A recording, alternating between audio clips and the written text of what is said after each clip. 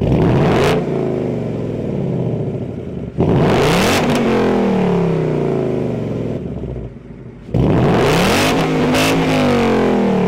everyone, today is March 10th, 2024. Hope all you have a great day today, and welcome back to my YouTube channel.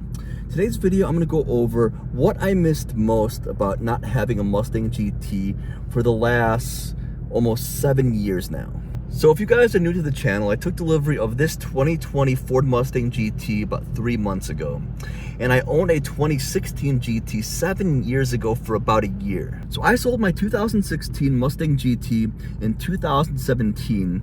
I sold that for a 2015 Subaru BRZ that I owned for 6 years, and it was an amazing car. When I sold the BRZ, I bought a 2020 Subaru WRX, and that was also a great car, and that car got totaled 3 months ago, and my Mustang GT replaced my Subaru WRX. So for the past 7 years, I own 4-cylinder Subarus, and I'm a huge Subaru guy. I love the BRZ, I love the WRX. The FA engine was phenomenal, naturally aspirated and boosted with my WRX. But after being in a Mustang GT for the past 3 months, it made me realize how much I miss this car. So in this video, I'm gonna go over the 10 things I miss the most about not having a Mustang GT in the past 7 years. Now, number one is gonna be the Coyote engine in this car, the V8. My 2016 Mustang had the Gen 1 Coyote, which was phenomenal. And having this Gen 3 Coyote, it definitely makes more horsepower and torque, but I missed having a V8 engine altogether, having power in every single gear. So owning my past two Subarus, my BRZ and my WRX, those were not really made to make huge power. You could make decent power with the BRZ by boosting it. You could make decent power with the WRX by getting a bigger turbo, E85, and so on. You're not going to be making this kind of power stock. The Coyote engine, no matter what generation you have, is a reliable engine that makes really easy power. I know so many people that supercharge their S550s, and they'll be making over 600, 700 horsepower easy with just the supercharger. That's also reliable power as well. This engine can take so much power with very, very little mods, and that's something I miss about this car. Also, having a V8, you get the awesome sound and rumble you get. In my opinion, the Coyote engine sounds best out of all V8 muscle cars. Especially how the world is right now with the automotive industry taking out a lot of the V8s in a lot of cars. It feels good to be back in a V8 Mustang GT that's manual.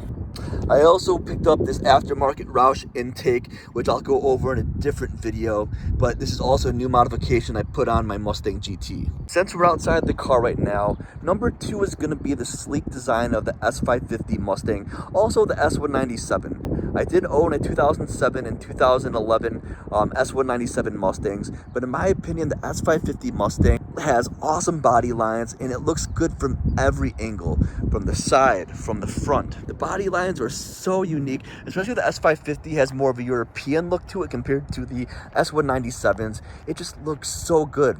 And keep in mind, my car is pretty stock right now. I lowered it with the iBox Sportline lowering springs. Exhaust just has an X pipe. I have the intake, and honestly, that's it for the exterior. And it looks so good with those minimal mods. In my next video, I'm getting my new front lip, side skirt, and rear diffuser installed on my Mustang GT. It's gonna really transform how my car looks, so definitely keep an eye out for that in my next video. I love the sequential taillights. I also love the headlights of this car, the tri-bar, and everything's really high quality. With the Subarus I've owned, I've always had to get aftermarket headlights and taillights because they were not the best quality. For example, my BRZ had condensation in it in the first couple months of ownership, and these headlights and taillights are such good quality. You don't really have to switch them out unless you want to change it cosmetically, but the headlights and taillights look so good on this car from factory. All right, let's head inside the car right now. Number three is the interior of the S550 Mustang GT. And keep in mind, I had a 2016 Mustang GT, and the interior is pretty much the same as my 2020 Mustang. Honestly, this is the same screen, same dash. I do not have a digital dash. I love my analog dash. The stock steering wheel, the door panels, everything is pretty identical to my 2016 Mustang. And honestly, I love the interior. Everything feels great, and the materials are very nice. especially compared to my past two Subarus. Everything in this car is very high quality. And just in general, all the materials and how it's put together is more refined in my opinion. So my Mustang is not a premium Mustang. As you can see, I have the cloth seats. I do love the racing stripe down the middle here, but this is a 301A package with the black accent package. And with the 301A package, you get everything I need in a Mustang. You do get the screen here. I love my analog gauges with the track apps. I get Apple CarPlay, Android Auto, and honestly, this is the interior I need. You also get the ambient lighting in the cup holders, the wheel well. You also get in the door sill, and you get the light up Mustang right here as well. And with the black accent package, you get the blacked out pony in the front. You get the blacked out 5.0 badge, the black wheels, the black roof. You also get this Performance Pack black wing.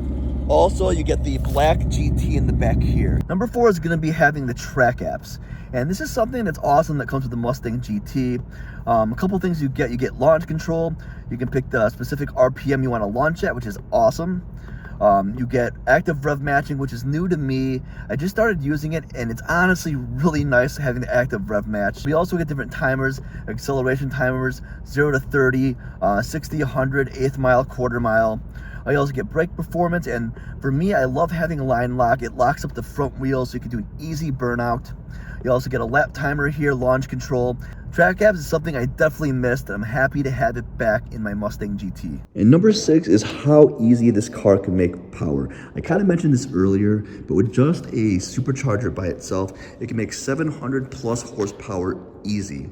And what I'm doing right now is I'm getting installed my long tube headers, and with E85, it'll put me at about 500 wheel horsepower, and that's naturally aspirated.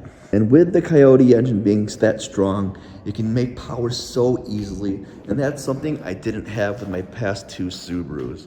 And having that ease of power is something I really love about this car. Number 7 is going to be the independent rear suspension in the S550 Mustangs.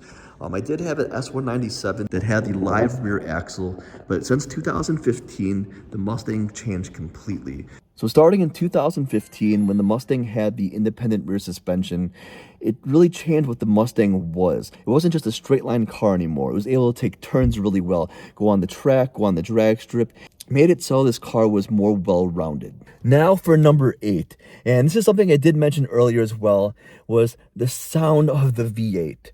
I love how my WRX sounded. It had that 4-cylinder turbo, and it did sound good, and the induction noise had sounded phenomenal in my WRX.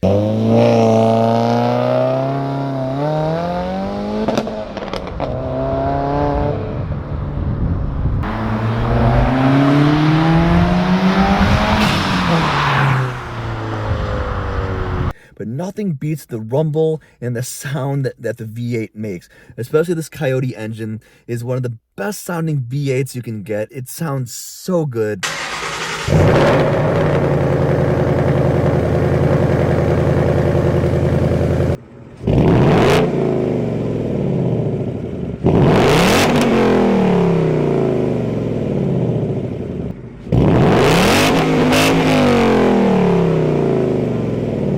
And that's something you can't get with 4-cylinder cars. So number 9 is the connection I have with my dad.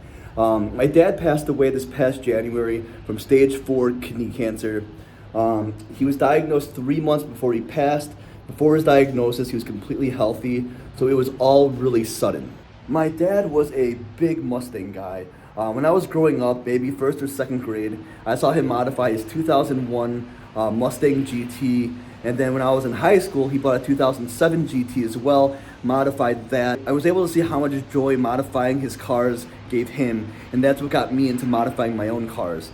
And now me having a 2020 Mustang GT, it makes me feel like I'm closer with my dad. I have a connection with him, but I wish he was here to enjoy and modify the car with me. Number 10 is going to be the history and the community around the Mustang. In the Chicago area, there's a lot of Mustang groups, a lot of Mustangs in general. I've been going to car meets, car shows, and the community has been phenomenal, helping out with mods, seeing other people's builds and so on. But not just that, the heritage of the Mustang is so rich.